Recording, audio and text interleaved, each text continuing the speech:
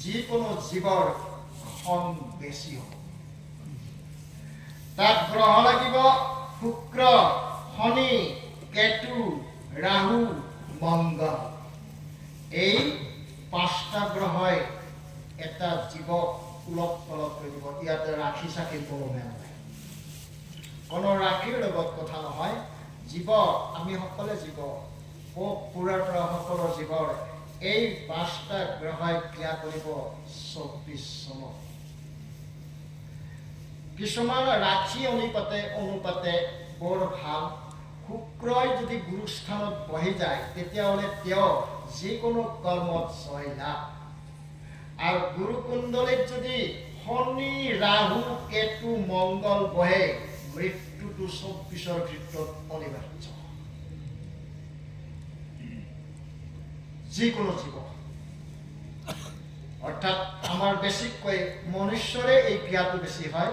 সেই হেতুকে যদি কিবা কাৰণত গুৰুকুণ্ডলীত শনি, তাৰ লগত ৰাহু, কেতু, মংগল থাকে, সেইজন প্ৰাণহানি হোৱাটো খাটা।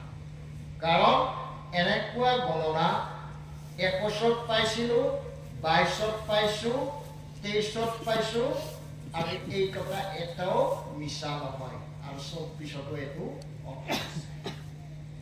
কিন্তু এইটো নহয় যে কোনোবা এটা ৰাশিত শনি আছে, যদি কিবা কাৰণত শনিৰ লগত ৰাহু, কেতু, মংগল নাথাকে তো কোনো কথা নাই।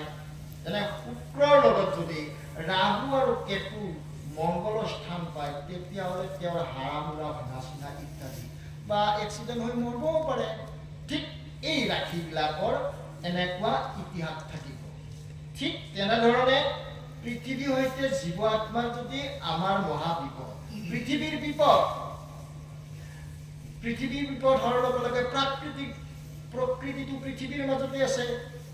সেই হেতুকে কি হ'ব পাৰে বুলি কৈছে, পৃথিৱীৰ কম্পন বেয়া।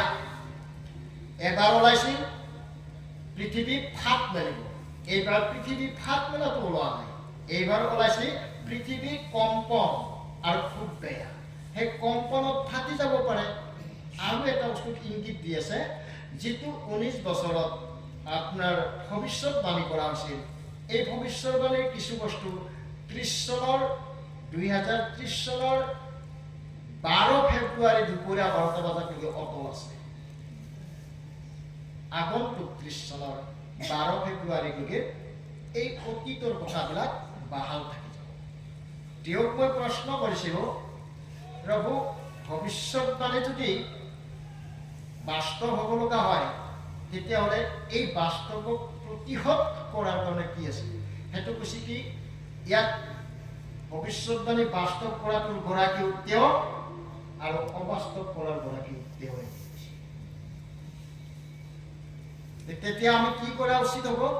আমি গুৰু নাম ল'বই লাগিব, ঈশ্বৰৰ নাম ল'বই লাগিব, ভক্তিৰ মাৰ্গত আমি প্ৰৱেশ কৰিব লাগিব।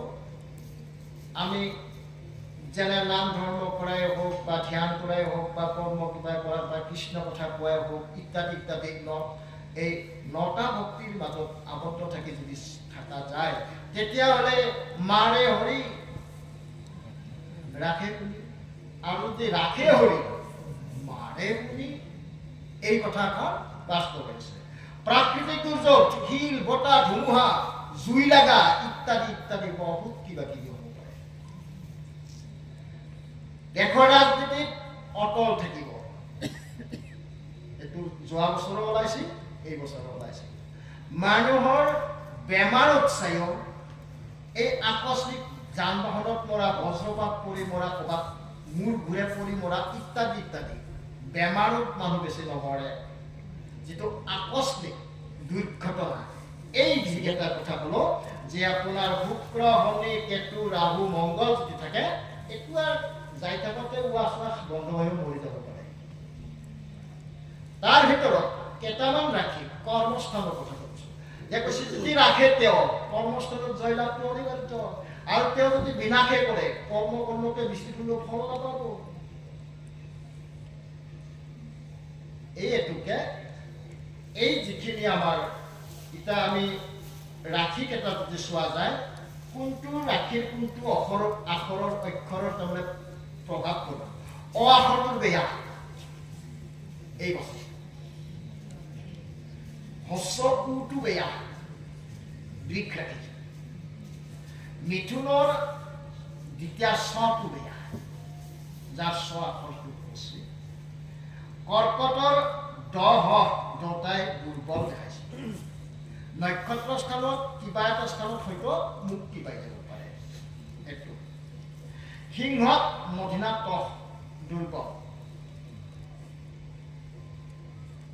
কন্যাত প আৰু মধিনা থ দুটাৰ দুৰ্বল আছে তাৰে ভিতৰত কোনোবা হয়তো মুক্তি পাই যাব পাৰে মৃত্যু নহয় দুৰ্যোগ নহয় তেওঁ যিকোনো জয়লাভ পাই যাবও পাৰে যদি তেওঁ শুক্ৰ গুৰু হয় বাকী দুটা যদি একো নাথাকে তেতিয়াহ'লে সি ফাটাফাটি তাক কোনেও ৰাখিব নোৱাৰে ঠিক তেনেকুৱা তাৰপিছত তুলা ৰাশিৰ 29 ৰ আখৰৰ নক্ষত্ৰ বৰ্গ অস্থি অনুযায়ী মোটামুটি আগষ্টলৈকে সিমান ভাল নহয় তো যোৱা 23 আগষ্টৰ পৰা আগষ্টলৈকে সিমান ভাল নহয় বৃশ্চিক ৰাশি 29 ঝ বেয়া ধনুৰাশিৰ ধ আৰু ভ বৰ উত্তম নহয় ফটো বেছি উত্তম নহয় ফটো বহুত টেনশ্যন লৈ থাকিব কিছুমান সমস্যা থাকো এইবিলাক বিশ্লেষণ হ'ব মাঘ মাহৰ 1 তাৰিখে মকৰ খ বেয়া কুম্ভ গ হ তালি প বৰ উত্তম নহয় তাতে কোনোবাৰ ভাল হ'ব মেইন 10 প্ৰথম চ উত্তম এতিয়া এটা কথাই আৰু বেছি ইংগিত এইকেইটা বুজি পোৱাৰ কাৰণে পৰিচয় কৰি দিয়াৰ কাৰণে নিজৰ নামটো ৰাখিটো প্ৰকৃত অৰ্থত কাৰো ভাল নহয় খুব খন্তেক ভৱিষ্যৎবাদী ওলাইছে এটাই শব্দ কৈছে পৃথিৱীৰ বেয়া তাৰপিছত আপোনাৰ মোৰ কি ভাল হ'ব পাৰে যিকোনো উলট পলট হৈ যাব পাৰে চন্দ্ৰ সূৰ্যৰ পৰিৱৰ্তন আছে আগজাননী আমাক বুজি ল'ব আছে মই প্ৰশ্ন কৰি আছো তেখেতক পোহৰ মাহত এনেকুৱা ৰূপ দিয়ে আমি যেতিয়া ধৰ্ম সভা কৰি থাকো মাহৰ 26 তাৰিখৰ পৰা তেতিয়াহে এনেকুৱা ৰূপ দিবা কিন্তু এমাহ আগুৱাই আছে ইয়াৰ পৰা পৃথিৱীত জুই জ্বলিব পাৰে এইকণে জুইৰ কাৰণে খুবেই বেয়া জুই শব্দটো খুবেই বেয়া এতিয়া মই যিখিনি কথা তত্ত্ব দি আছে বেয়া শব্দটো ঘড়ী কাটাডাল লৈ আছে শব্দ লটাৰীৰ দৰে বস্তুটো এখন কাহি ঘূৰে বেয়া শব্দটো ৰৈ আছে বেয়া শব্দটো যদি ৰৈ আছে তেতিয়া আমি এনেকে ক'ব পাৰোঁ যে গুৰুকুণ্ডলীত শুক্ৰ বহি খং হ'ব অলপ আৰু এইকেইটা যদি বহে মৃত্যু হ'ব খঙত শনি ধৰে শনি সূৰ্যমণ্ডল নষ্ট কৰে সূৰ্যমণ্ডল মানে মাথা নষ্ট কৰে তৎক্ষণাৎ হাই প্ৰেছাৰ ষ্ট্ৰক উঠি মৰি যাবও পাৰে কাৰণ ৰোগটো ৰামকেতু থাকিবই এনেকুৱা ৰোগৰ সমস্যা বহুত বহুত দেখা দিয়া আৰু মানুহবিলাক সদায় মিছলীয়া হৈ থাকিব যত ৰোগৰ কথা বেছিকে যাব যত ভঙাত নাথাকিব কুবুদ্ধিৰ ভঁৰাল মুঠৰ ওপৰত এনেকুৱা হ'ল বেয়া শব্দটো অটল হৈ আছে আচ্ছা ধন্যবাদ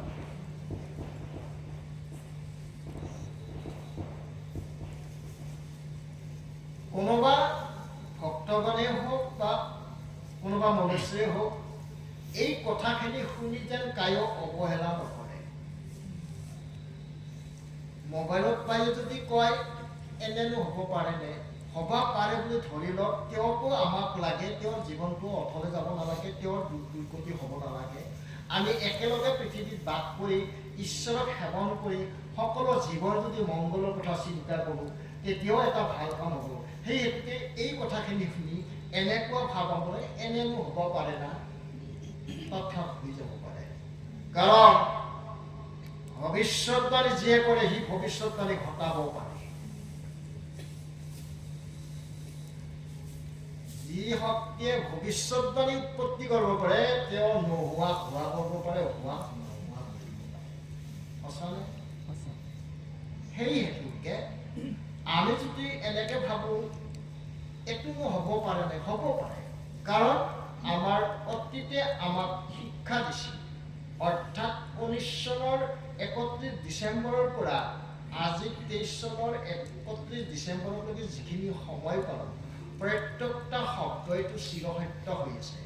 24ত নোহোৱাৰ প্ৰশ্নই নুঠে।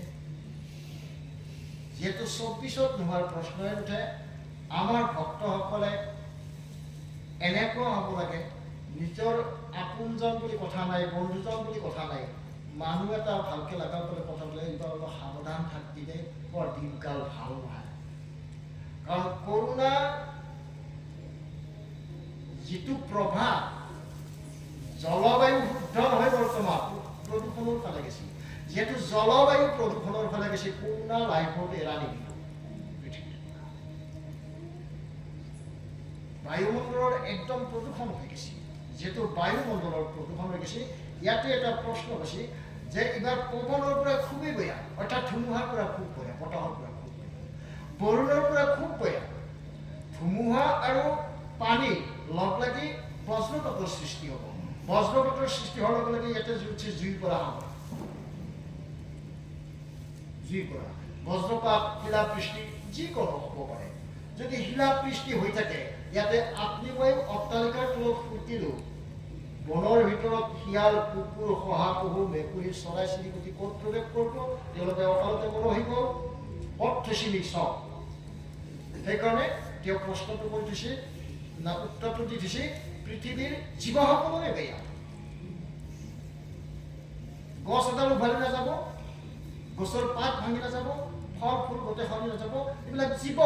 তাৰমানে বেয়া শব্দটো আপোনাৰ মোৰ নহয়, সকলোৰে। পৃথিৱীৰ বেয়া মানে সকলোৰে। এইটা ইয়াৰ প্ৰতিকাৰটো পাম, প্ৰতিকাৰটো আছে। প্ৰতিকাৰটো আমি মাঘ মাহৰ 1 তাৰিখে পাম। প্ৰতি বছৰে বছৰে এই কথাখিনি বিশ্লেষণ হ'ব। এতিয়া এই কথা কুৱেশ্যন মই লিখি থৈছোঁ, ইয়াতে বহি থাকোঁতে লিখা আছিল। এইকেইটাটো এই মাঘৰ 1 তাৰিখত মোক বুজাব, কোনটো গ্ৰহৰ কি সৃষ্টি হ'ব পাৰে, কোনটো গ্ৰহই কি কাম কৰি দিব পাৰে, কোনজনৰ কি হ'ব পাৰে, কোনটো গ্ৰহৰ লগে এটা ব্যক্তি মৃত হ'ব পাৰে, বেমাৰী হৈ থাকিব পাৰে, ধন সম্পত্তি ক্ষয় যাব পাৰে, পঢ়া শুনাত ব্যাঘাত জন্মিব পাৰে। ঠিক এইবিলাক বিতংকৈ বুজাই দিব। মাঘ মাহৰ 1 তাৰিখ ৰাতিপুৱা 9 বজাত ভাগৱত কাৰ্যসূচী চলাৰ পিছত বাৰ বুজাই দিয়া হ'ব, তাৰ প্ৰতিকাৰবিলাকো দিয়া হ'ব। এনেকুৱা আছে।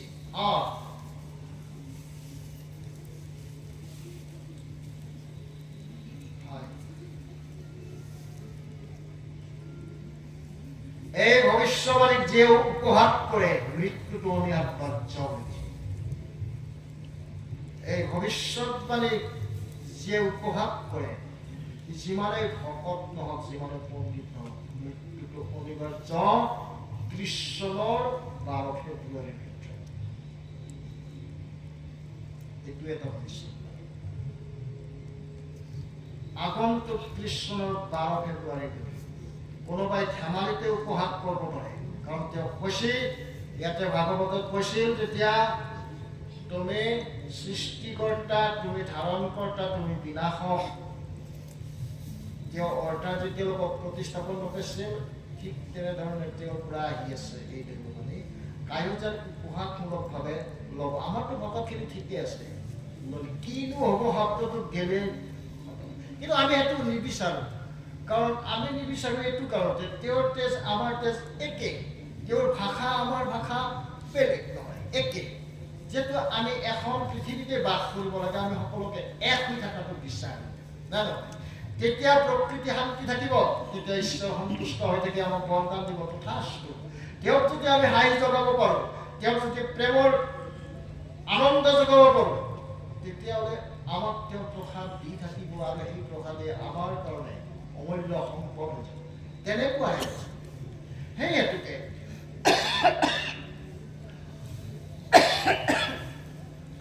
সকলো ভাগৱত প্ৰেমিক প্ৰভুসকলক ধৰ্ম শব্দটো যিসকলে ভাগৱত পঢ়িব সেইটো নহয়। যাৰ ঈশ্বৰৰ প্ৰতি চিন্তা আছে, ধৰ্ম সকলোৰে আছে, যাৰ ঈশ্বৰৰ প্ৰতি চিন্তা আছে কিন্তু তেওঁ ঈশ্বৰক ভয় নকৰে, তাক অভক্তি বুলি কোৱা হয়। তেওঁকো আমি জনাম যাতে ঈশ্বৰৰ প্ৰতি আস্থা বঢ়াই শুদ্ধ পথত থাকি, শুদ্ধ পৰিৱেশত থাকি নিজকো বচাওক, আনকো বচাওক। এইটো মই ক'ব বিচাৰোঁ।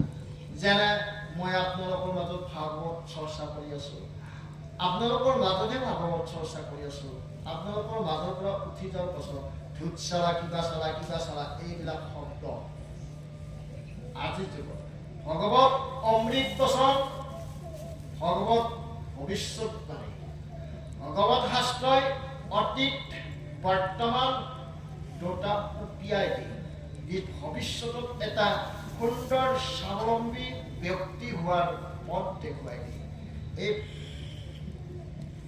ইয়াৰ মাধ্যমৰ মাজেদি যিমানখিনি আমাৰ ভাৰতবৰ্ষৰ ভাগৱত শাস্ত্ৰই হওক, গীতা শাস্ত্ৰই হওক, যোগীয়ে হওক, তপস্বীয়ে হওক, মহন্তই হওক, মই সকলোৰ শ্ৰীচৰণত ধৰি কাটৰ কৰিব বিচাৰিছোঁ যে ভক্তি কৰক, ভক্তিক লৈ ধেমালি নকৰি জগত তথা নিজক ধ্বংস নকৰাটোৱে ভাল। বৰ্তমান এইবিলাক চলি আছে। তেখেতে মোক জনাইছে যে মোৰ নামত কিমান কি কৰি আছে, ভকত হৈছে, মহন্ত হৈছে, মোৰ বচন পাঠ কৰে, কিন্তু তেওঁৰ নীতি ৰীতি নিয়ম কিন্তু একোৱেই নাই। এইবিলাক যদি কৰোঁ, এজন ব্যক্তি যদি কৰে, তেতিয়াহ'লে সেই পৰিৱেশ প্ৰদূষণ হয়। পৰিৱেশ প্ৰদূষণ হ'ল মানে প্ৰকৃতি ৰুষ্ট হ'ল, প্ৰকৃতি ৰুষ্ট হ'ল মানে বিপদ আহিল। সেই হেতুকে এই শ্ৰী কিশোৰ ৰয় যিটো মোবাইলৰ মাজেদি তেওঁ মেছেজ পঠাব, প্ৰভুনীসকল লগতে ভক্তপ্ৰাণ ৰাইজে চাই যাতে এনেকুৱা এটা মানসিক চিন্তাধাৰা ঘূৰাই আনে যে হয় ঈশ্বৰ বিনে গতি নাই। মই এইখিনিয়ে ক'ব বিচাৰোঁ। আৰু দুটামান কথা ক'ব বিচাৰোঁ। সনাতন অৰ্থাৎ পৰম ব্ৰহ্মক বাদ দি কোনেও ধৰ্ম প্ৰচাৰ কৰিব নোৱাৰে। সনাতনৰ অৰ্থাৎ সনাতন ধৰ্মৰ কিছুমান নীতি আৰু আদৰ্শ আছে। সেই নীতি আৰু আদৰ্শ যদি অৱহেলা কৰি অবাৰ কিবা কৰি মতবাদ দেখাই অৰ্থহীন, মূল্যহীন, তেওঁ জন্মৰ কোনো সাৰ্থক নাই বুলি ক'ব পৰা যায়। মই সত্য ধৰ্মৰ গুৰু হিচাপে প্ৰকাশ কৰিলোঁ। তেখেতসকলকো মই ক'ব বিচাৰোঁ, ভগৱত গীতা চাই জ্ঞান লাভ কৰি তেখেতে কৰ্মত যোগদান দিয়ক। যদি কৰ্ম নকৰে তেখেতে, তেতিয়াহ'লে জ্ঞান বিকাশ হয়, অৰ্থাৎ বিজ্ঞানৰ সৃষ্টি হয়। বৰ্তমান যুগৰ ধৰ্ম বিজ্ঞান। সেই হেতুকে সুন্দৰভাৱে আত্মবিশ্লেষণ কৰক, আত্মদৰ্শন কৰক। প্ৰতিটো শব্দ অন্তৰ্নিহিত কৰি আত্মদৰ্শন, আত্মবিশ্লেষণ কৰি নিজকো বচাওক, আনকো বচাওক।